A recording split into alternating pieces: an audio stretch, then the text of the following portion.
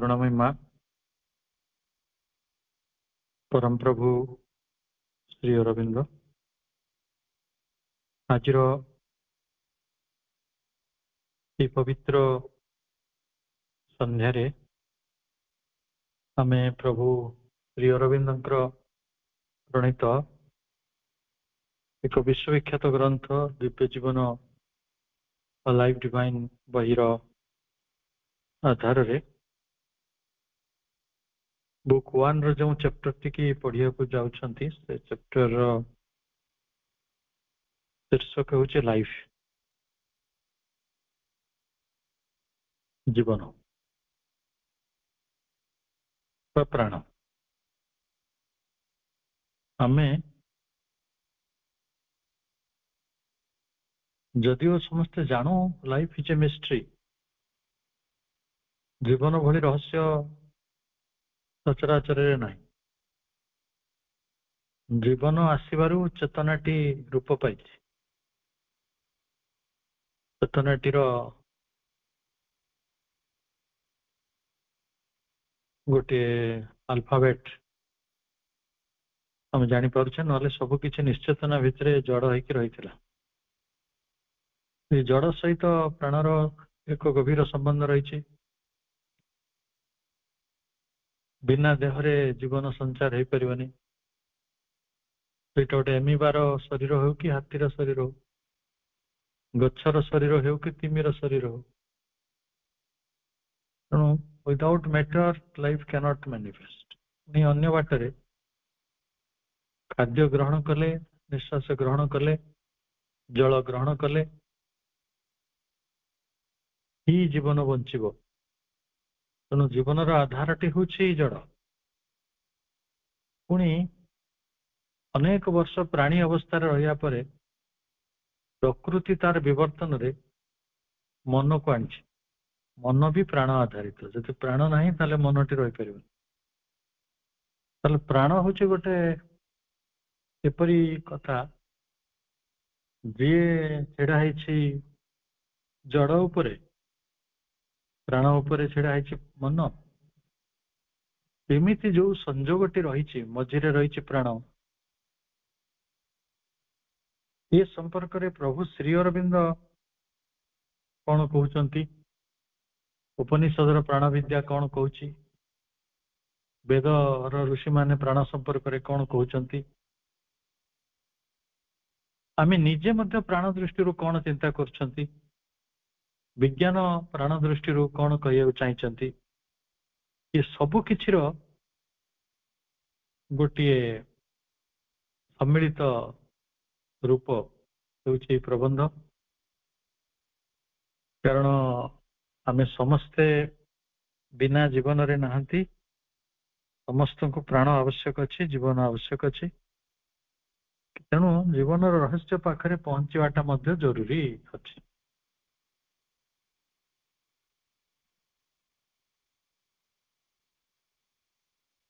प्रथमे प्रभु श्री अरविंद प्रबंध गुड़िक विशेषकर यही पुस्तक रे आरंभ हुए गोटे उपनिषदर गीतार किंबा वेदर किंबा से भली गोटे उच्चांग शास्त्र बाणी आम जाचु इति तत्रे उपनिषदर द्वितीय सूक्तर तृतीय मंत्र कहुच्छी प्राणो ही भूतानाम आयु प्राणो ही भूतानाम आयु आम जहाँ को प्राणो कहते आम कहवा प्राणिक शक्ति प्राणिक एनर्जी प्राण शक्ति is the life of creatures creatures कहले भूत भूतानाम pranic energy is the life of creation प्राण शक्ति ही सर्वभूत गुड़िकर जीवन अटे तस्मात् सर्व आयुषम उच्यते। तस्मात् सर्व आयुषम उच्यते। For that, tasmat is said to be the universal principle of life.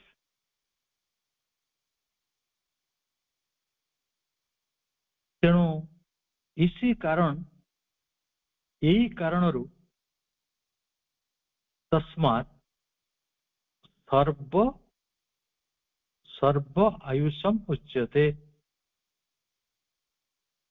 सेही कारणरू ताहाकू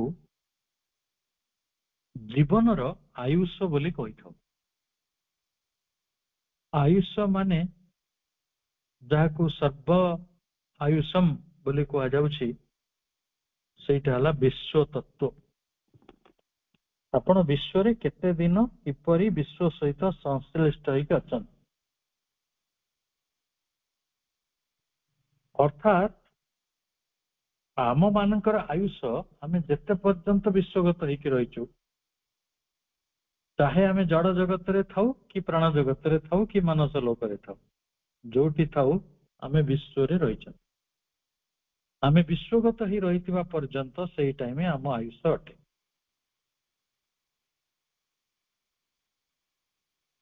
आमे मूल इंग्रजी लेखार भितर जेतल प्रवेश करिवा, we perceive then what mind is in its divine origin.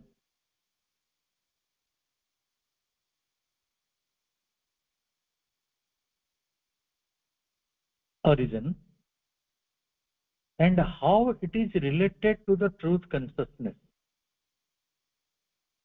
Mind, the highest of the three lower principles which constitute our human existence.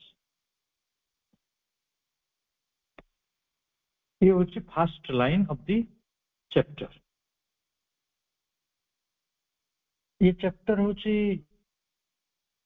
हम समस्त को जानिया पई 19तम चैप्टर, 19th चैप्टर। बुक 1 रे 28 टी चैप्टर थाए, तो ता भितर एटा होची 19तम प्रबंध, जोथरे प्रभु कहउछंती आमे परसीव करूछंती, देखि पारुछंती।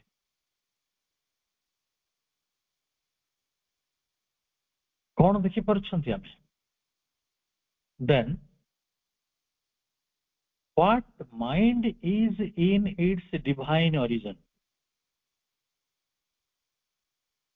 मन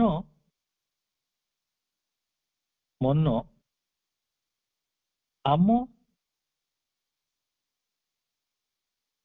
पाई गोटिए डिवाइन ओरिजिन अटे, दिव्य मूल। आम आम पाई यह एक दिव्य मूल अटे।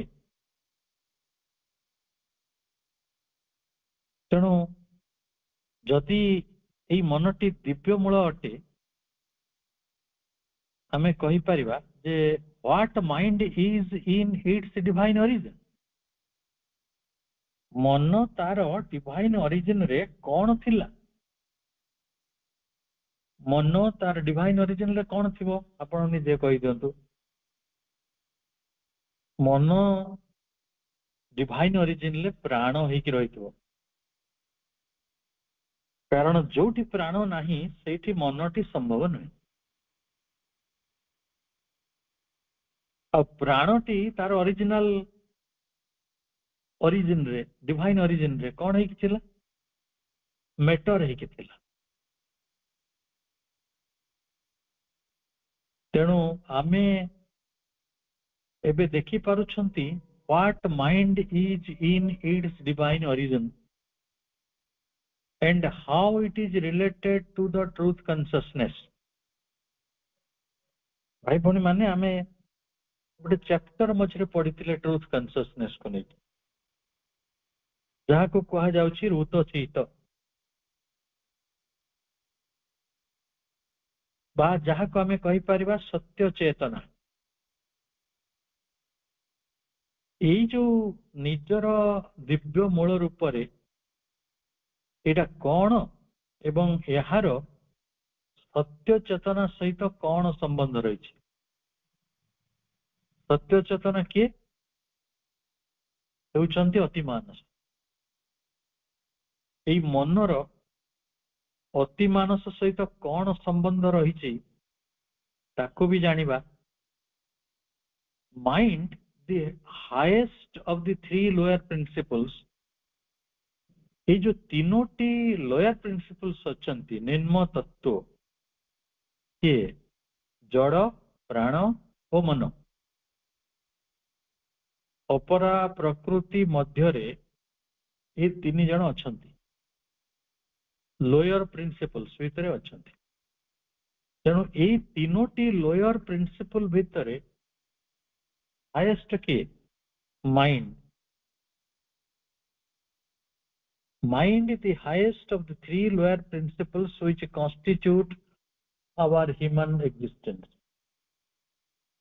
এই ମନ ହିଁ ଆମ ମାନବିକ ବ୍ୟକ୍ତିତ୍ୱର, ମନ ହିଁ ଆମ ମାନବିକ ଅସ୍ତିତ୍ୱର କୁ ପ୍ରକୃତରେ କନଷ୍ଟିଚ୍ୟୁଟ କରୁଛି। କନଷ୍ଟିଚ୍ୟୁଟ ମାନେ ତିଆରି କରିବା, ମାନେ ତିଆରି କରିବାର ଉପାଦାନ। ନହେଲେ ମାନବ ଜୀବନ କୋଉଠୁ ଆସନ୍ତା? ମନ ଥିବାରୁ ତ ମାନବ ହେଇଛି, ମାଇଣ୍ଡ ରୁ ମ୍ୟାନ। ଯଦି ମାଇଣ୍ଡ ନଥାଇକି ଖାଲି ଆଉ ଗୋଟେ କଣ ଥାନ୍ତା, ଆମେ କ୍ରିଏଚରଟେ ହେଇକି ଥାନ୍ତେ, ଗୋଟେ ପ୍ରାଣୀ ହେଇକି ଥାନ୍ତେ। କିନ୍ତୁ ଆମେ ମାନବ ଏଇଥିପାଇଁ ଯେ ଆମର ମନଟିଏ ଅଛି। ତେଣୁ ମନ ଆମ ମନ ଆମକୁ କନଷ୍ଟିଚ୍ୟୁଟ କରିଛି, which constitute our human existence, ଯାହା ଆମର ମାନବିକ ଅସ୍ତିତ୍ୱକୁ ତିଆରି କରୁଛନ୍ତି। ଦେଖନ୍ତୁ, ବଡ ଗୁରୁତ୍ୱପୂର୍ଣ୍ଣ ଏଠି ପ୍ରଭୁ କହିବାକୁ ଚାହିଁଛନ୍ତି। ଆମ ବିଷୟର ନାଁ ଥିଲା ଲାଇଫ, ପ୍ରାଣ ବା ଜୀବନ, କିନ୍ତୁ ପ୍ରଭୁ ଆରମ୍ଭ କରିଦେଲେ ମନରୁ। କହିଲେ ମନର ଡିଭାଇନ ଅରିଜିନ କଣ, ମନ କିପରି ଭାବରେ ସତ୍ୟ ଚେତନା ସହିତ ସଂଯୁକ୍ତ, ତିନୋଟି ନିମ୍ନ ତତ୍ଵ ମଧ୍ୟରେ ମନ କିପରି ଉଚ୍ଚତର ରହି ମଣିଷର ଅସ୍ତିତ୍ୱଟିକୁ ତିଆରି କରିଛି। ଆମେ ଏଇ କଥା ଗୁଡିକ ପରସିଭ କରିପାରିବା, ଦେଖିପାରିବା। ଭାଇ ଭଉଣୀ ମାନେ, ଆମେ ଯୋଉମାନେ ଏଠି ଉପସ୍ଥିତ ଅଛନ୍ତି ବା ଆମ ଜାଣିବାରେ ଅନେକ ମଣିଷ ଅଛନ୍ତି ଯୋଉମାନେ ମନ ସମ୍ପର୍କରେ ଗବେଷଣା କରୁଛନ୍ତି, ମନ ସମ୍ପର୍କରେ ଜାଣିବାର ସେମାନଙ୍କ ପାଖରେ ଏକ ଆଗ୍ରହ ରହିଛି। ତେଣୁ ମନକୁ ଆମେ ଯୋଉ ପ୍ରଭୁ ଯେମିତି କହିଲେ ଯେ we perceive then that what mind is, ମନଟି କଣ ଆମେ ଯେ ଦେଖିପାରୁଛୁ ସେ କଥାଟି ବର୍ତ୍ତମାନ ଦେଖିବା ଆରମ୍ଭ ହେଲା। କଣ ଦେଖିବା? ଇଟ୍ ମାନେ କିଏ? Mind. It is a special action of the divine consciousness. ଆପଣଙ୍କୁ କୁହାଯାଉଥିଲା ନା ସତ୍ୟ ଚେତନା ସହିତ ମନର କଣ ସମ୍ବନ୍ଧ, ମାନେ ଅତି ମାନସ ସହିତ କଣ ସମ୍ବନ୍ଧ? ଅତି ମାନସ ଯୋଉଟା ତ ସେଇଟା ଟ୍ରୁଥ କନସିୟସନେସ। ପ୍ରଭୁ କହୁଛନ୍ତି ଏହା ଦିବ୍ୟ ଚେତନାର ଏହା ଏକ ସ୍ପେଶାଲ ଆକ୍ସନ। ଦିବ୍ୟ ଚେତନାର ଏହା ଏକ ବିଶେଷ କ୍ରିୟା।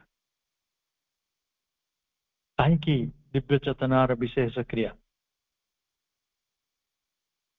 ଯେମିତି ଗୋଟେ ସମୁଦ୍ର ଦର୍ଶନ କରିବାକୁ ଗଲେ ଆପଣ କୌଣସି ସମୁଦ୍ର କୂଳର ଗୋଟେ ଜାଗାରେ ପହଞ୍ଚି ଯାଆନ୍ତି, ଯୋଉମାନେ ପଣ୍ଡିଚେରୀ ଯାଆନ୍ତି 3-4ଟି ବିଚ୍ ଅଛି, ସେଇଭଳି ଆପଣ ବଙ୍ଗୋପସାଗର ଦେଖିବାକୁ ଚାହାନ୍ତି, ଆପଣ ତାକୁ ଚାନ୍ଦିପୁରରେ ଦେଖନ୍ତୁ, ଦୀଘାରେ ଦେଖନ୍ତୁ, ପୁରୀରେ ଦେଖନ୍ତୁ, ମାଡ୍ରାସରେ ଦେଖନ୍ତୁ, ଯୋଉଠି ମନ ହଉଛି ସେଇଠି ଦେଖନ୍ତୁ, ବିଶାଖାପାଟଣାରେ ଦେଖନ୍ତୁ,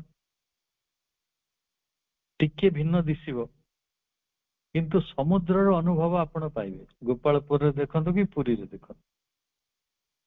ଜୀବନ ଏପରି ଗୋଟିଏ ରହସ୍ୟ ଯିଏ ତିନୋଟି ନିମ୍ନ ତତ୍ଵ ମଧ୍ୟରେ ଆଗରେ ରହିଛି ଏବଂ ମାନବ ଜୀବନକୁ ତିଆରି କରିଛି, କନଷ୍ଟିଚ୍ୟୁଟ କରିଛି, ସିଏ ହଉଛି ଡିଭାଇନ କନସିୟସନେସ ର, ଦିବ୍ୟ ଚେତନାର ଏକ ବିଶେଷ କ୍ରିୟା। ସେତେବେଳକୁ ଆପଣ ଜୀବନଟିକୁ ବୁଝିଯିବା କଥା। ଆପଣ କହିବେ କେମିତି?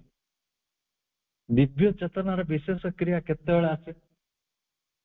ଦିବ୍ୟ ଚେତନାଟି କଣ? ଆମେ ଦିବ୍ୟ ଚେତନାଟିକୁ ଭଲ ଭାବରେ ବୁଝିବା। ଦିବ୍ୟ ଚେତନା ହେଲା ଯେଉଁ ଚେତନା ବଳରେ ଜଣେ ମଣିଷ ଦେବତା ହେଇପାରେ।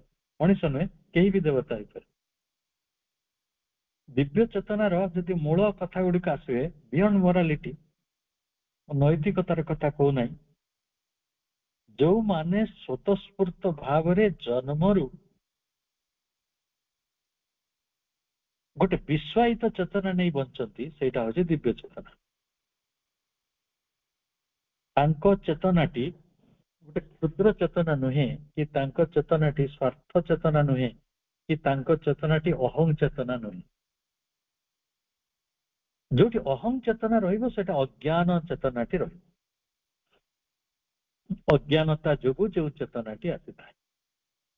କିନ୍ତୁ ଯୋଉଠି ଦିବ୍ୟ ଚେତନାର ଉଦୟ ହେବ, ସେଇଠି ଦେବତ୍ୱର ସବୁ ଲକ୍ଷଣ ଗୁଡାକ ପ୍ରକାଶ ପାଇବ। ସେଥିରେ ଥିବ ସ୍ନେହ, କରୁଣା, ସାନ୍ତ୍ୱନା, ସେଇଠି ରହିଥିବ ଦୟା, କ୍ଷମା, ଯୋଉ ଗୁଡିକ ଆଚରଣ କଲେ ଜଣେ ମଣିଷ ଦେବତା ହୁଏ। ତାପରେ ଆପଣ ଦେବତାର ଗୁଣ କୋଉଠୁ ଖୋଜିବେ ମୁଁ କହିଥିଲି, ଆଉ ଥରେ ମନେ ପକେଇ ଦଉଛି।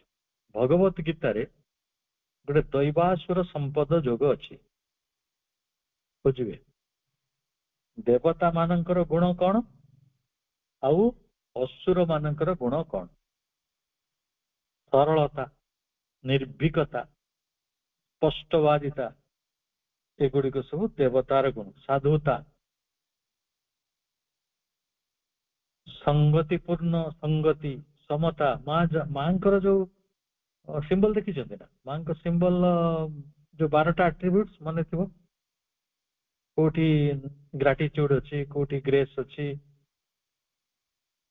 କୋଉଠି ଯାହା ଯାହା ସବୁ ଦିବ୍ୟ ଗୁଣ ଗୁଡିକ ମା ତାଙ୍କ ଚାରିକଡେ ଖଞ୍ଜିକି ରଖିଛନ୍ତି। ମଝିରେ ରହିଛନ୍ତି ଅଦିତି, ତାଙ୍କ ଚାରିପଟେ ରହିଛନ୍ତି ମହେଶ୍ୱରୀ, ମହାକାଳୀ, ମହାସରସ୍ୱତୀ, ମହାଲକ୍ଷ୍ମୀ। ତାଙ୍କ ଚାରିକଡେ ଯୋଉ 12ଟି ଗୁଣ ଅଛି, ଆମେ ସେତିକି ଉପରେ କନସେନ୍ଟ୍ରେଟ କରନ୍ତୁ, ବାକି ମାନଙ୍କ କଥା ମୁଁ କହୁନାହିଁ। ଯଦି ସେଇଗୁଡିକ ଆପଣଙ୍କର ଥାଏ, ତାହେଲେ ଆପଣ ଦିବ୍ୟ ଚେତନା ଯୁକ୍ତ ମଣିଷ। ତେଣୁ କୁହାଯାଉଛି ମନ ହେଉଛି ଦିବ୍ୟ ଚେତନାର ଏକ ବିଶେଷ କ୍ରିୟା। ଦେଖନ୍ତୁ, ମୁଁ ଗୋଟେ ଭାଲୁ ଯାହାର ମନଟି ବହୁତ ମ୍ୟାନିଫେଷ୍ଟ ହେଇନାହିଁ, ହୁଏତ ଲ୍ୟାଟେଣ୍ଟ ଥିବ, ବହୁତ ସୁପ୍ତ ଅବସ୍ଥାରେ ଥାଇପାରେ। ଆଉ ଗୋଟେ ହାତୀ ପାଖରେ ଗୋଟେ ସୁପ୍ତ ଅବସ୍ଥାରେ ତା ମନଟି ଥାଇପାରେ, ଲେଟେଣ୍ଟ ପୋଟେନ୍ସିଆଲ ଥାଇପାରେ, କିନ୍ତୁ ମନଟି ପ୍ରକାଶ ରୂପରେ ନାହିଁ। କେବଳ ମଣିଷ ହେଉଛି ଗୋଟିଏ ପ୍ରାଣୀ ଯୋଉଠି ମନଟି ପ୍ରକାଶ ରୂପରେ ରହିଛି। ଆପଣ କେତେ ବର୍ଷ ଶିକ୍ଷା ଦେଲେ ଗୋଟେ ହାତୀକୁ ନିରାସକ୍ତ, ନିର୍ଲୋଭ, ଗୋଟେ ବୈରାଗ୍ୟ ମଧ୍ୟକୁ, ସାଧୁତା ମଧ୍ୟକୁ, ସନ୍ଥତ୍ୱ ମଧ୍ୟକୁ, ଦୟା, କ୍ଷମା, କରୁଣା, ସ୍ନେହ, ମାନେ ପ୍ରେମ, କୃତଜ୍ଞତା, ଜ୍ଞାନ, ଏସବୁ ଆଡକୁ ନେଇ ଯାଇପାରିବେ? କୌଣସି ଆଡେ କିଛି ସମ୍ଭାବନା ନାହିଁ। ଗୋଟେ ଗଛ ପାରିବ ନାହିଁ, ଗୋଟେ ପଥର ପାରିବ ନାହିଁ, ସମୁଦ୍ର ଆକାଶ କେହି ପାରିବେ ନାହିଁ। କେବଳ ଯିଏ ପାରିବ ସିଏ ହଉଛି ମଣିଷ, କାରଣ ତା ପାଖରେ ମନ ଅଛି, ଦୈବ ଚେତନା, ଡିଭାଇନ କନସିୟସନେସ ସେଇଠି କାମ କରିପାରିବ।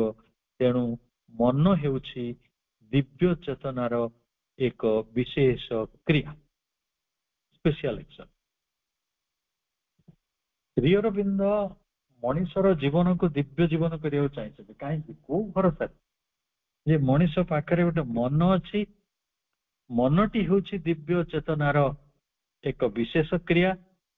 ଯଦି ସେ ମନଟି ତାର ବିଶେଷ କ୍ରିୟା ମଧ୍ୟକୁ ଯାଏ, ତାର ଅହଂ ଚେତନା ମଧ୍ୟରୁ ନିଜକୁ ମୁକ୍ତ କରେ, ତାହେଲେ ସିଏ ବସୁଧୈବ କୁଟୁମ୍ବକମ୍ ର ଚେତନା ମଧ୍ୟରେ ପ୍ରବେଶ କରିପାରିବ, ତାହା ହିଁ ହେଉଛି ଦିବ୍ୟ ଚେତନା।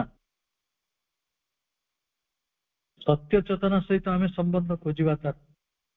ତାପରେ ପ୍ରଭୁ କହୁଛନ୍ତି or rather it is the final strand of its whole creative action.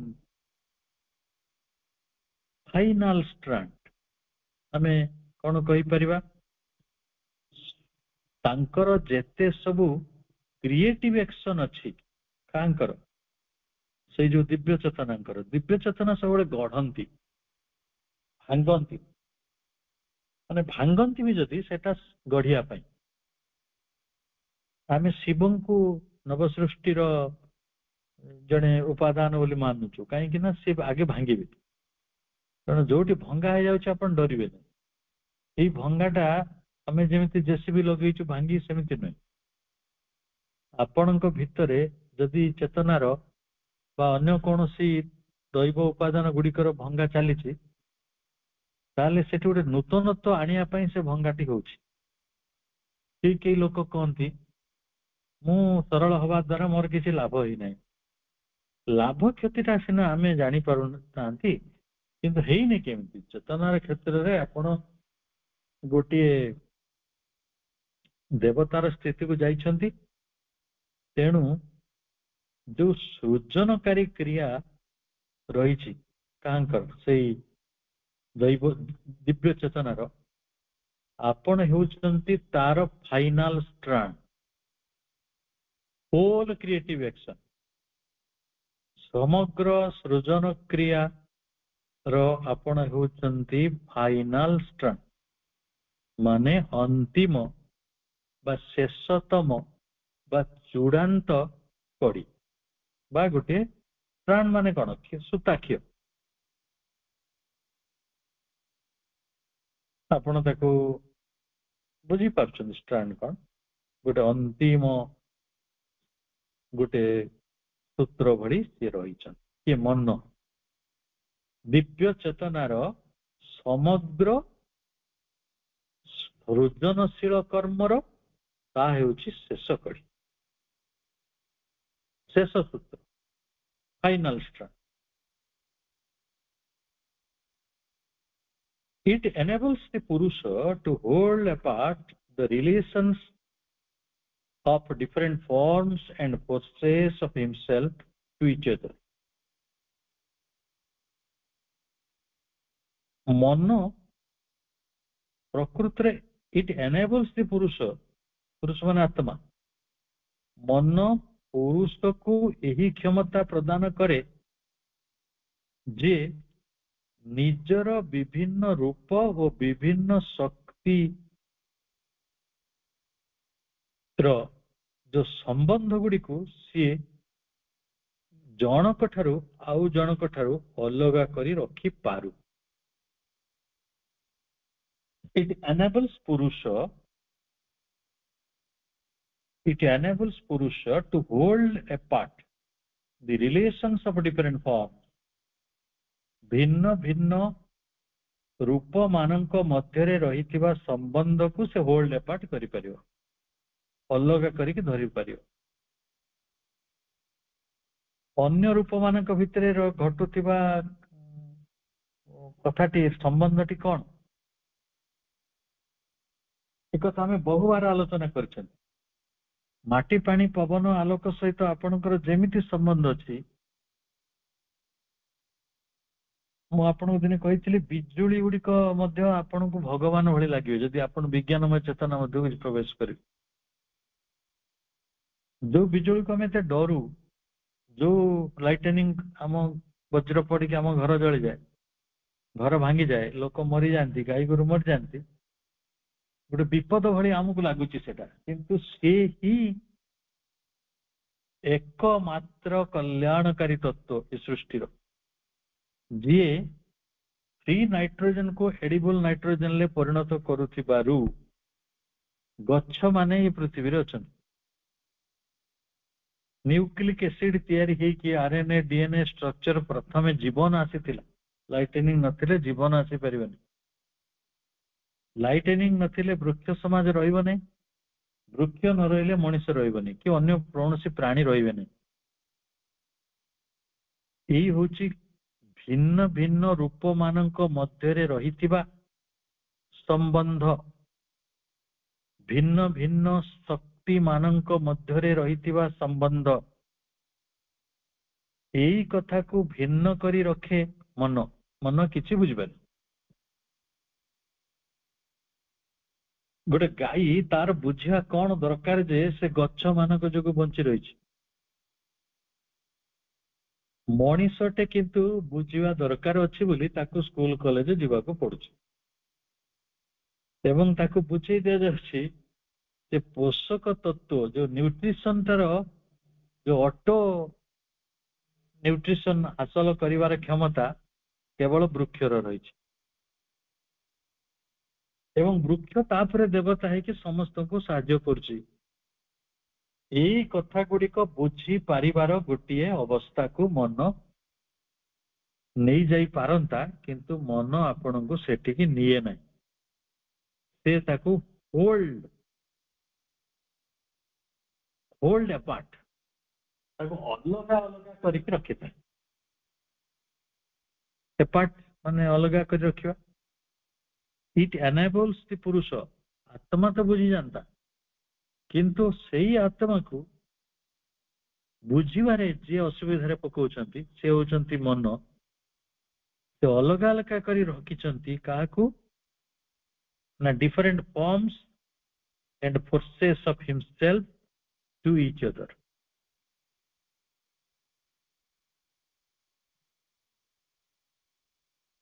ନିଜର ଭିନ୍ନ ଭିନ୍ନ ରୂପ ଆଉ ଭିନ୍ନ ଭିନ୍ନ ଶକ୍ତିର ସମ୍ବନ୍ଧକୁ ଜଣକ ଠାରୁ ଆଉ ଜଣକ ଠାରୁ ଅଲଗା କରି ରଖିଛନ୍ତି।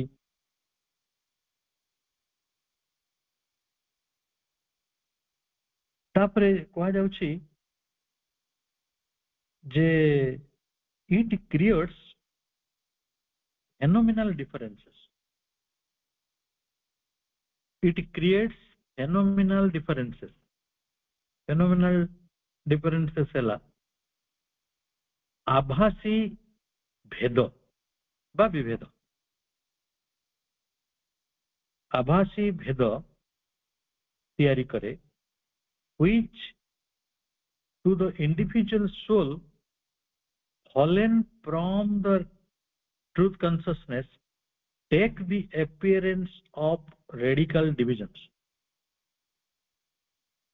ମନଟି ସତ୍ୟ ଚେତନାର ଏବଂ ସୃଜନକାରୀ କ୍ରିୟାର ଯଦିଓ ଗୋଟେ ଅନ୍ତିମ କଡ଼ି, ଦିବ୍ୟ ଚେତନାର ବିଶେଷ କ୍ରିୟା, କିନ୍ତୁ ସତ୍ୟ ଚେତନାରୁ ମନଟି ସବୁବେଳେ ବଞ୍ଚିତ ହେଇକି ରହିଛି। ଯଦି ଆପଣଙ୍କ କାହାରି ପାଖରେ ମନଟି ସତ୍ୟ ଚେତନା ପାଖରେ ପହଞ୍ଚିଗଲାଣି, ବିଜ୍ଞାନମୟ ସୃଷ୍ଟି ପାଖରେ ପହଞ୍ଚିଗଲାଣି, ମୁଁ ଆପଣଙ୍କୁ ଧନ୍ୟବାଦ ଦଉଛି। ସେଇଠୁ ବି ଦରକାର ପଡ଼ିଲେ ମୁଁ ତାଙ୍କୁ ନମସ୍କାର କରୁଛି, ପ୍ରଣାମ କରୁଛି। କିନ୍ତୁ ଏକଥା ସତ୍ୟ ଯେ it creates phenomenal differences which to the individual soul fallen from the truth consciousness, ସତ୍ୟ ଚେତନାରୁ ବିଚ୍ୟୁତ ହୋଇ ପଡ଼ିଥିବା ବ୍ୟକ୍ତିର ଆତ୍ମାକୁ ଏହା ଏକ ଆଭାସୀ ବିଭେଦ ଦେଖେଇ ଦିଏ। କଣ ଦେଖେଇ ଦିଏ ନା ଡିଫରେନ୍ସେସ୍, ଦି ଟ୍ରୁଥ କନସିୟସନେସ୍ କୁ ଏହା ଦେଖେଇ ଦିଏ take the appearance of radical divisions and is by that original perversion the parent of all the reluctant perversions which impress us as the contrary dualities and oppositions proper to the life of the soul is in ignorance. ତାକୁ ଆମେ ଯଦି ଧୀରେ ଧୀରେ ପଢିବା, କାରଣ ଲିବ୍ୟ ଜୀବନ ଗ୍ରନ୍ଥଟିକୁ ବହୁତ ମାଇନ୍ୟୁଟଲି ଆପଣଙ୍କୁ ପଢିବାକୁ ପଡିବ, ଯୋଉଥିରେ ତାକୁ ତ ସାହିତ୍ୟ ପଢିଲେ ଭଳି ପଢିପାରିବାନି କି ଗୋଟେ ବିଜ୍ଞାନ ଯଦିଓ ତାହା ଏକ ବିଜ୍ଞାନ, କିନ୍ତୁ ତାକୁ ଗୋଟେ ବିଜ୍ଞାନ ବହି ଭଳି ଆପଣ ପଢିପାରିବେ। ତାକୁ ପଢିବାକୁ ହେଲେ କିପରି ପଢିବାକୁ ପଡିବ, ଶ୍ରୀ ଅରବିନ୍ଦଙ୍କୁ ମା ଅନେକ ଜାଗାରେ କହିଛନ୍ତି। ଶ୍ରୀ ଅରବିନ୍ଦଙ୍କୁ ପଢିବାର ତାର ମୂଳ ବେସିସ୍ ହେଉଛି ଧ୍ୟାନସ୍ଥ ହୋଇ ପଢିବା, ମାଙ୍କୁ ସମର୍ପଣ କରି ପଢିବା, ମାଙ୍କୁ ପ୍ରାର୍ଥନା କରିବା ଯେ ମା ମୁଁ ୟା ଭିତରେ ମତେ ପ୍ରବେଶ କରାନ୍ତୁ। କାରଣ ଇଏ ହଉଛି ଚେତନାର ଏପରି ଗୋଟେ ଉଚ୍ଚଭୂମି ଯୋଉଟାକୁ ସହଜରେ ସମସ୍ତେ ପ୍ରବେଶ କରିପାରିବା ନାହିଁ। ତାହେଲେ ଆପଣଙ୍କୁ ଏହା କୁହାଯାଉଛି ମନ ପୁରୁଷକୁ ଗୋଟେ କ୍ଷମତା ପ୍ରଦାନ କରେ ଯୋଉଥିରେ ସେ ନିଜର ବିଭିନ୍ନ ରୂପ ଆଉ ବିଭିନ୍ନ ଶକ୍ତି ମଧ୍ୟରେ ରହିଥିବା ସମ୍ବନ୍ଧକୁ ହୋଲ୍ଡ ଏପାର୍ଟ କରି ରଖେ। ତେଣୁ ଏଇ ମନଟି ଗୋଟେ ଫେନୋମିନାଲ ଡିଫରେନ୍ସ ଆଣିଥାଏ, ଆଭାସୀ ଭେଦ। କାହା ଭିତରେ ନା ଯୋଉ ସତ୍ୟ ଚେତନାରୁ ଯିଏ ଫଲେନ କରିଥିବା ଗୋଟେ ଇଣ୍ଡିଭିଜୁଆଲ ସୋଲ, ଯାହାକୁ ଆମେ କହୁଛୁ ବ୍ୟଷ୍ଟି ଜୀବ, ବ୍ୟଷ୍ଟି ମାନେ ଇଣ୍ଡିଭିଜୁଆଲ, ବ୍ୟଷ୍ଟି ଜୀବ ର ଆଗରେ କଣ କରିଥାଏ ନା ଗୋଟେ ମୂଳଗତ ବିଭାଜନ ରୂପ ନିଏ। ମୂଳଗତ ବିଭାଜନ ଗୁଡିକର ଗୋଟେ ରୂପ ନିଏ, appearance of radical divisions, ମୂଳଗତ ବିଭାଜନ, radical ରୂପ ନେଇଯାଏ। ଆଉ ଏହି ମୂଳ ବିକୃତି ଦ୍ୱାରା ସେ ସମସ୍ତ ପରିଣାମଗତ ବିକୃତିକୁ ଜନ୍ମ ଦେଇଥାଏ। କଣ ସେ କଥାଟି? ଇଏ ତ ମୂଳଗତ ବିଭାଜନ ରୂପ ନେଲା। ସେଇ ଯୋଉ ମୂଳଗତ ବିଭାଜନଟି ହେଲା ସେଇଟା ଗୋଟେ ବିକୃତି। ପ୍ରକୃତରେ କିଛି ବିଭାଜନ ନାହିଁ, ସତ୍ୟ ଚେତନାରେ କୌଣସି ବିଭାଜନ ନାହିଁ। ମନ ଚେତନାରେ ବିଭାଜନ ଗୁଡିକ ଭେରି ମଚ ରହିଛି, ଫେନୋମିନାଲ ଡିଫରେନ୍ସ ହେଇକି ରହିଛି, ଆଭାସୀ। ପ୍ରକୃତରେ ନାହିଁ, କିନ୍ତୁ ଆପଣଙ୍କୁ ଜଣା ପଡୁଛି ଏଗୁଡିକ ସବୁ ରହିଛନ୍ତି ବୋଲି। ମୁଁ ଯଦି କହେ ଆପଣ ଆଉ ଆପଣଙ୍କ ଭାଇ କି ଆପଣଙ୍କ ପଡୋଶୀ ସମସ୍ତେ ଏକ, କାରଣ ଏ ପୃଥିବୀରେ ସବୁ କଥା ଏକ ଓ ଦ୍ୱିତୀୟ, କେହି ଦ୍ୱିତୀୟ ନାସ୍ତି। ସମସ୍ତେ ସେଇ ଭଗବାନଙ୍କର ରୂପ, ତାଙ୍କରି ଶକ୍ତିରେ ଆମେ ସମସ୍ତେ ବଳିଆ। ତାଙ୍କ ଶକ୍ତି ମୋ ଭିତରେ ଅଛି ବୋଲି ମୁଁ କଥା କହୁଛି, ତାଙ୍କ ଶକ୍ତି ଆପଣଙ୍କ ଭିତରେ ଅଛି ବୋଲି ଆପଣ ଶୁଣୁଛନ୍ତି ବା ପାଠଚକ୍ର ଆସି କରିଛନ୍ତି। ତେଣୁ ଆପଣଙ୍କ ଭିତରେ ମୁଁ, ମୋ ଭିତରେ ଆପଣ ମାନେ ଅଛନ୍ତି, ଆମ ସମସ୍ତେ ସମସ୍ତଙ୍କ ଭିତରେ ଅଛନ୍ତି। ଏଇ ଜ୍ଞାନଟି କେତେବେଳେ ଆସିବ? ସତ୍ୟ ଚେତନାରେ ଆସିବ, ଦିବ୍ୟ ଚେତନାରେ ଆସିବ, ତା ପୂର୍ବରୁ ନୁହଁ। କିନ୍ତୁ ମନ ଆପଣଙ୍କୁ ସେଇଟା କରେଇଦେବ। ମନ ତାର ମୂଳଗତ ବିଭାଜନ ରୂପ ନେଇଯିବ। ଆଉ ଏଇଟା ହଉଛି ଗୋଟେ original perversion. By that original perversion, original ମାନେ ମୂଳ, ମାନେ ଯୋଉଟା ଅସଲି। ଆମେ କହୁନା ଏଟା ଅରିଜିନାଲ ନା ଡୁପ୍ଲିକେଟ। ଯୋଉଟା ଅସଲି ପରଭର୍ସନ ପାଖରେ ପହଞ୍ଚିଯିବ, ବିକୃତି ପାଖରେ ପହଞ୍ଚି କଣ କରିବ ନା parent of all the resultant perversion, ସେ ହିଁ ଅନ୍ୟ ସମସ୍ତ ବିକୃତିର ମାନେ ରେଜଲ୍ଟାଣ୍ଟ। ମାନେ ଗୋଟିଏ ମୂଳ ବିକୃତି ଆସିଲା ମାନେ ତାର ରେଜଲ୍ଟାଣ୍ଟ ମାନେ ଅଛନ୍ତି ନା ନାଇଁ? ରେଜଲ୍ଟାଣ୍ଟ ମାନେ ପରିଣାମଗତ ବିକୃତି। ଯେମିତିକି ଜଣେ ଲଙ୍କା ଖାଇଦେଲା, ଖୁବ ଲଙ୍କା ଖାଇଦେଲା, ସେଟା ହଉଛି ଅରିଜିନାଲ ଅସୁବିଧା। ସେକେଣ୍ଡ ଅସୁବିଧା କଣ ହବ ନା ତା ଜିଭ ପୋଡିବ, ତା ପେଟ କାଟିବ, ତାକୁ ଟଏଲେଟ ଲାଗିବ, ତାକୁ ବାନ୍ତି ହେଇଯାଇପାରେ, ତାକୁ ତା ମୁଣ୍ଡ ବିନ୍ଧି ପାରେ, କିଛି ବି ହେଇପାରେ। ଅତି ଛୋଟ ଛୁଆକୁ ଯଦି ପାଏ ଖଣ୍ଡ ଲଙ୍କା ଖୁଆଇଦେବେ ମରିଯିବ। ତେଣୁ ଏସବୁ ପରିଣାମଗତ ବିକୃତି, ଗୋଟେ ମୂଳ ବିକୃତି ଥାଏ। ତେଣୁ ବିଭାଜନ ହେଲା ମୂଳ ବିକୃତି। ଆମେ ଯୋଉ ହଇରାଣ ହରକତ ହୁଅନ୍ତି, କଳି କଜିଆ ଲାଗନ୍ତି, ତୋର ମୋର ହୁଅନ୍ତି। ଜଣେ ଆମେ ଜଣକୁ କିଛି ଚାହନ୍ତି ତା ପାଖରୁ ସ୍ୱାର୍ଥ ହାସଲ କରିବା ପାଇଁ, ସ୍ୱାର୍ଥ ହାସଲ ନହେଲେ ତାକୁ ହଇରାଣ କରନ୍ତି, ତା ନାଁରେ ଚକ୍ରାନ୍ତ କରନ୍ତି। ଶେଷରେ ଦରକାର ପଡିଲେ ସେ ଆମକୁ ହରେଇ ଦଉ କି ଆମେ ତାକୁ ହରେଇ ଦଉ, କିଛି ଗୋଟେ ହରାହରିତା ହୁଏ। ଶେଷରେ ଏଇ ହାର ଜିତି ଭିତରୁ ଅହଙ୍କାର ଆମକୁ ଏତେ ବାଟ ପର୍ଯ୍ୟନ୍ତ ନେଇଯାଏ, ଶେଷରେ ଆମେ ମରାହଣା ହେଇକି ମରିଯାଉ। ଏଗୁଡା ସବୁ ରେଜଲ୍ଟାଣ୍ଟ ଡିଷ୍ଟରସନ ଗୁଡିକ। ଏଇ ଜଗତରେ ଯେତେ ସୁଖ ଦୁଃଖ ଲୁହ ହସ ରହିଛି, ଜଣେ ଖୁସି ହେଇଯାଉଛି ସେଇ କଥାକୁ ନେଇକି ଟିକେ ପରେ ଦୁଃଖୀ ହେଇଯାଉଛି, ସେଇ କଥାକୁ ନେଇକି ମନ ଦୁଃଖ କରୁଛି, ଭାଙ୍ଗି ପଡୁଛି, କାନ୍ଦୁଛି। ସେଇ ମଣିଷର ଏଗୁଡିକ ସବୁ ରେଜଲ୍ଟାଣ୍ଟ ବିକୃତି, ଡିଷ୍ଟରସନ। ତେଣୁ ମୂଳ ବିକୃତିଟି କଣ ନା ଯୋଉ division, appearance of the radical division and is by that original perversion, ସେଇ ମୂଳ ବିଭାଜନ କାରଣରୁ, ସେ କାରଣଟି ହଉଛି the parent of all resultant perversions। ସେ parent, ସେ ବାପା ମା, ସେ ହଉଛି ଜନକ, ଜନକ ଜନନୀ, parent ଦୁଇଟା ନା। ତେଣୁ ଅନ୍ୟ ସମସ୍ତ ବିକୃତିର ସିଏ ହଉଛି ଜନ୍ମଦାତା। ମନେ କରନ୍ତୁ ଆପଣ ଜଣକୁ କିଛି କଥା ତା ଠାରୁ ଚାହିଁଲେ, ମୁଁ ଜାଣିନି କଣ ଚାହିଁବେ, ଟଙ୍କା ପଇସା ଚାହିଁବେ, ସମ୍ମାନ ଚାହିଁବେ, ଯଶ ପାଇବେ, ପ୍ରଶସ୍ତି ଚାହିଁବେ, ସ୍ନେହ ଚାହିଁବେ, ଭଲ ପାଇବା ଚାହିଁବେ, ମୁଁ ଜାଣିନି କଣ ଚାହିଁବେ, ସେଟା ଆପଣଙ୍କ ଇଚ୍ଛା। ତ ଆମେ କାହାଠାରୁ ଚାହୁଁ? ପ୍ରକୃତରେ ନିଜଠାରୁ, କାରଣ ଅନ୍ୟ ବୋଲି କେହି ନାହାନ୍ତି। କିନ୍ତୁ ଅନ୍ୟଟା ବୋଲି କିଏ ବଞ୍ଚେଇ ରଖିଛି ନା ମନ। ଏଇଟା ହଉଛି ଅରିଜିନାଲ ପରଭର୍ସନ। ତାପରେ କଣ ହୁଏ, ଆମେ ଚାହିଁଲେ ଯଦି ମିଳିଗଲା ତ ଖୁସି ହେଇଗଲେ, ଯଦି ନ ମିଳିଲା ତ ଆମେ ଗାଳି କଲେ, ନିନ୍ଦା କଲେ, ଅପମାନ କଲେ, ନିଜେ ଦୁଃଖୀ ହେଇଗଲେ। ଏଇଟା କଣ? ଇଏ ହଉଛି ରେଜଲ୍ଟାଣ୍ଟ ପରଭର୍ସନ ଗୁଡିକ। ଆମେ ପ୍ରକୃତରେ କିଏ କାହାଠାରୁ କଣ ଅପେକ୍ଷା କରୁଛି? ଏଠି ଅଛନ୍ତି କିଏ କି? ଜଣେ ତ ଅଛନ୍ତି, ଭିନ୍ନ ରୂପରେ ଅଛନ୍ତି, ଭିନ୍ନ ଶକ୍ତିରେ ଅଛନ୍ତି। ଯଦି ମୁଁ ନିଜେ ନିଜ ଠାରୁ ନିରାଶ ହେଇଯିବି, ଆତ୍ମା ହେଇଥିଲେ ସେ କଥାଟି କେବେ କରିନଥାନ୍ତି।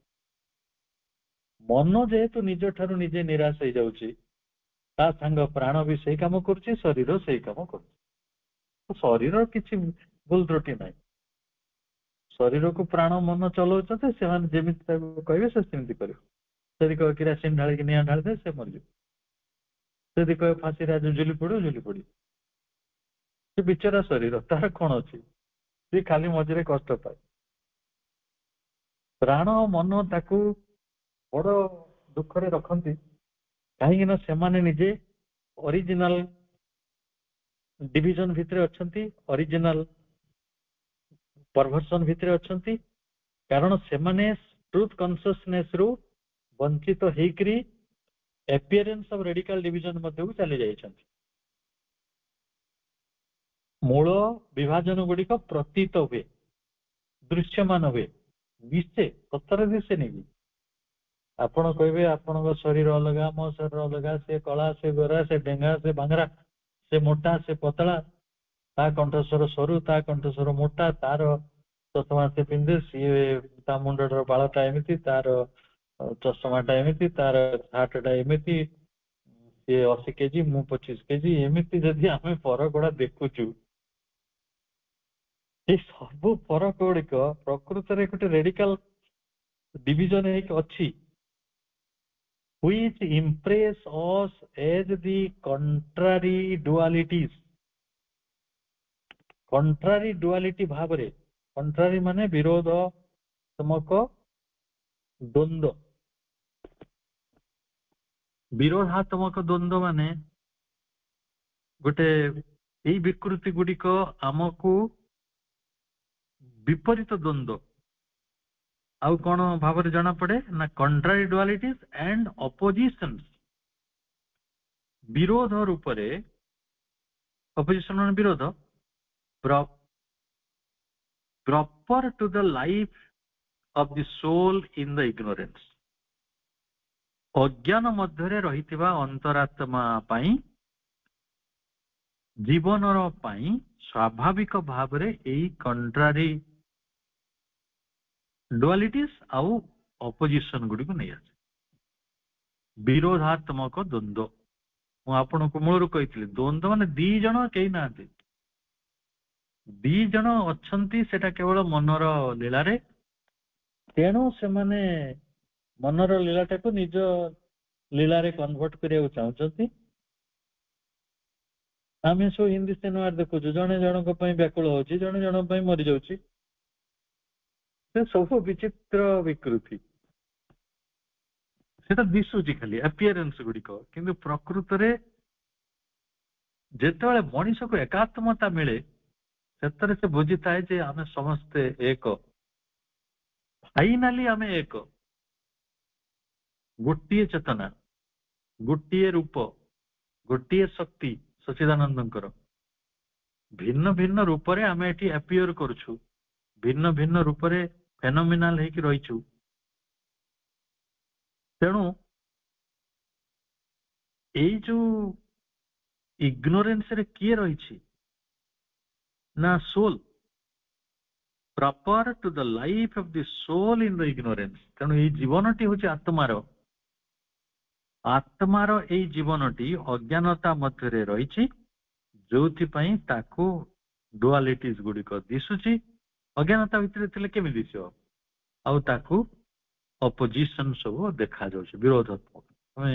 ସେ ମୋ ବିରୁଦ୍ଧରେ ଅଛି, ମତେ ସେ ସହିପାରୁନି, ମତେ ସେ ଗାଳି ଦଉଛି, ମୁଁ ତାକୁ ଗାଳି କରେ, ଏମିତି ଆମେ ଚାଲିଛୁ ଆଉ କଣ। କିନ୍ତୁ ଆଜି ଜଣେ ଅତି ବିଦ୍ୱାନ ଡାକ୍ତର ଦେଖା ହେଲେ, ଅତି ବିଦ୍ୱାନ। ସେ ମତେ କହିଲେ ଏ ପାଠଚକ୍ର ଆପଣ ମାନଙ୍କ ଜାଣିବା ପାଇଁ କହୁଛି ବହୁ ଦୂର ସ୍ଥାନ ରହୁଛି, ମାନେ ଆମ ପ୍ରଦେଶ ଠାରୁ ବହୁ ଦୂର କର୍ଣ୍ଣାଟକର ବିଜାପୁର ସହରରୁ ଏଇଟା ହଉଛି। ଇଏ ଗୋଟେ ବଢିଆ ସମୟ, ଏବଂ ଗୋଟେ ପାଠଚକ୍ର କାମରେ ମୁଁ ଏଠି ଅଛି। ତ ସେଠି ଜଣେ ମତେ ପାଖାପାଖି 90 ବର୍ଷର ଜଣେ ଡାକ୍ତର ଦେଖା ହେଲେ, ଯେ ଶ୍ରୀ ଅରବିନ୍ଦଙ୍କୁ ସ୍ୱଚକ୍ଷୁରେ ଦେଖିଛନ୍ତି, ଶ୍ରୀ ଅରବିନ୍ଦଙ୍କୁ। ସେ ମତେ କହୁଥିଲେ ଯେ ଏଇ ଯୋଉ ଝଗଡା ଗୁଡିକ ସବୁ ଆମ ଭିତରେ ହଉଛି, ସେଟା ଆମ ଶରୀର ପାଇଁ ଦରକାର।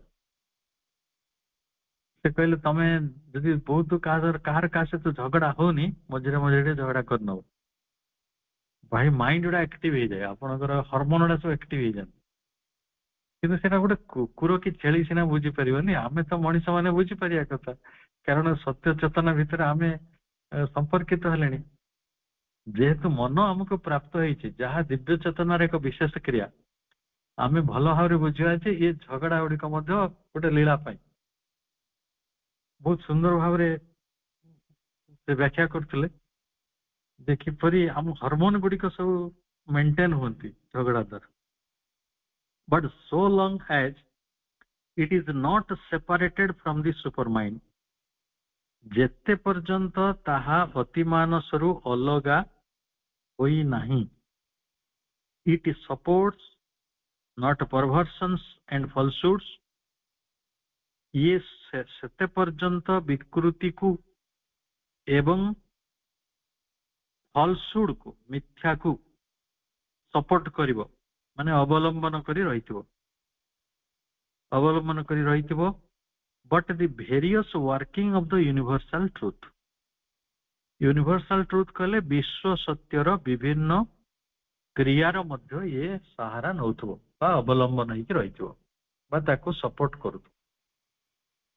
ଆମେ କହିବାକୁ ପଡିବ ଯେ ବର୍ତ୍ତମାନ ଏଇଟା ଆପଣଙ୍କୁ କଣ କୁହାଗଲା ଯେ ସତ୍ୟ ଚେତନାର ଏହା ହେଉଛି ଏକ ବିଶେଷ କ୍ରିୟା। ଆମେ ଏକଥା ମଧ୍ୟ ପଢିଛନ୍ତି ମନ ହେଉଛି ଅତିମାନସର ଏକ ଗୌଣ କ୍ରିୟା। ତେଣୁ ଅତିମାନସ ସହିତ ମନର ଏକ ଗଭୀର ସମ୍ବନ୍ଧ ରହିଛି। ଯେତେ ପର୍ଯ୍ୟନ୍ତ ମନ ଅତିମାନସ ଠାରୁ ଅଲଗା ହୋଇପାରୁନାହିଁ, ସେତେ ପର୍ଯ୍ୟନ୍ତ ବିକୃତି ଆଉ ମିଥ୍ୟା ତ କେବଳ ମିଥ୍ୟାକୁ ତ ନୁହେଁ, ବିଶ୍ୱ ସତ୍ୟର ବିଭିନ୍ନ କ୍ରିୟାର ଏହା ଗୋଟିଏ ସମର୍ଥକ ବା ଏକ ଅବଲମ୍ବନ ହେଇକି ରହିଥିବ। ତେଣୁ ମନଟି ଗୋଟେ ଏଇଭଳି ଗୋଟେ ଇଗ୍ନୋରେନ୍ସ ଭିତରେ ଆପେ ଆପେ ପ୍ରବେଶ କରିପାରେ ନାହିଁ ବା କରି ଯାଇନି। ଏଇଟା ଗୋଟେ ଦୋଷ ବି ନୁହେଁ, ଏଇଟା ଆମର ସୀମିତତା ହେଇପାରେ, ଆମର କ୍ଷୁଦ୍ରତା ହେଇପାରେ, କିନ୍ତୁ ଏଇଟା ମନେ କରନ୍ତୁ, ମୁଁ ଗୋଟେ ଆପଣଙ୍କୁ କହୁଛି, ଆପଣ ଦିନେ ଛୋଟ ପିଲାଟେ ଥିଲେ, ଏଇଟା କଣ ଆପଣଙ୍କ ଦୋଷ? ଯୋଉ ଘର ଗୋଟେ ପ୍ରକାଣ୍ଡ ଅଶ୍ୱସ୍ଥ ଗଛ କି ବର ଗଛ କି ଆମ୍ବ ଗଛ ଆପଣଙ୍କ ଘର ଆଗରେ ଅଛି, ଦିନେ ସେ ମଞ୍ଜି ହେଇକି ଥିଲା, ସେଇଟା କଣ ତାର ଭୁଲ? ସେ ଦିନେ ଗୋଟେ ସେପଲିଂ ହେଇକି ଥିଲା, ଗୋଟେ ଛୋଟିଆ ଚାରା ଗଛ ହେଇକି, ସେଇଟା କଣ ତାର ଭୁଲ? ଗୋଟେ ନଦୀଟିଏ ଛୋଟ ହେଇକି ଥିଲା, ଆଜି ଗୋଟେ ସ୍ଫୀତ ବଡ ନଦୀରେ ପରିଣତ ହେଇଛି, ତେଣୁ ସିଏ ତାର ଯୋଉ ନଦୀର ଯୋଉ ଶୈଶବ, ସେଇଟା କଣ ତାର ଭୁଲ? ତେଣୁ ଆମେ ଯଦି ଆଜି ମନର ନାନାଦି ବିକୃତି ନେଇକି ବଞ୍ଚିଛୁ, ଏଇଟା ଆମର ଭୁଲ ନୁହେଁ। ଆମକୁ ଅଧ୍ୟୟନ କରିବାକୁ ପଡିବ, ଜାଣିବାକୁ ପଡିବ ଜୀବନ କଣ, ଇଏ ମୂଳ ମନର ଆଦିଭୂମି କଣ, କୋଉଠୁ ସେ ଅଜ୍ଞାନତାଟାକୁ କେରି କରୁଛି, ଯୋଉଥିପାଇଁ ଆଜି ଭିତରେ ଆମ ଭିତରେ ବିଭାଜନ ରହିଛି, ଏବଂ ମୂଳ ବିଭାଜନ ଭିତରୁ କିପରି ଅନ୍ୟ ସବୁ ବିକୃତି ଏବଂ ବିଭାଜନ ଗୁଡିକ ଆସୁଛି, ରେଜଲ୍ଟାଣ୍ଟ ଡିଭିଜନ, ରେଜଲ୍ଟାଣ୍ଟ ଡିଷ୍ଟରସନ। ସମସ୍ତେ ପ୍ରଭୁଙ୍କର ପାଠଶାଳାରେ ଏତେ ସୁନ୍ଦର ପିଲା ହେଇକି ପାଠ ପଢୁଥିବାରୁ ସମସ୍ତଙ୍କୁ ମାଙ୍କ ତରଫରୁ ଅଶେଷ ସ୍ନେହ ଜ୍ଞାପନ କରୁଛି ଏବଂ ସମସ୍ତଙ୍କୁ ଅନେକ ଶୁଭେଚ୍ଛା ଅଭିନନ୍ଦନ ଜ୍ଞାପନ କରୁଛି।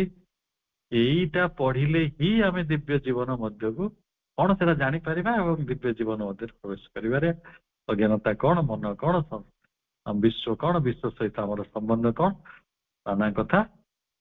ତେଣୁ ପ୍ରଭୁଙ୍କୁ କୋଟି କୃତଜ୍ଞତା, ମାଙ୍କୁ କୋଟି ପ୍ରଣାମ।